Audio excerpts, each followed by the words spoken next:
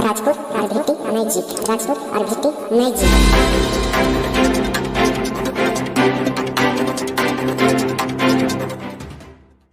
नमस्कार भारतवासियों।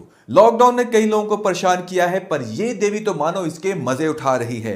Dalgona coffee की तरह नई रेसिपीज बनाकर फोटो डालना, साड़ी चैलेंज जैसे नित नए चैलेंजेस उठाना, खुद महारानी बनकर सबसे काम निकलवाना इनकी दिनचर्या है। खुदा जाने लॉकडाउन खत्म होते होते ये क्या क्या करतब कर दिखाएगी।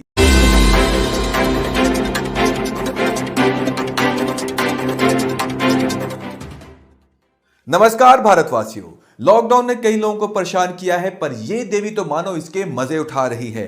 डालगोना कॉफी की तरह नई रेसिपीज बनाकर फोटो डालना, साड़ी चैलेंज जैसे नित नए चैलेंजेस उठाना, खुद महारानी बनकर सबसे काम निकलवाना इनकी दिनचर्या है। खुदा जाने लॉकडाउन खत्म होते होते ये क्या क्या करतब कर दिखाएगी।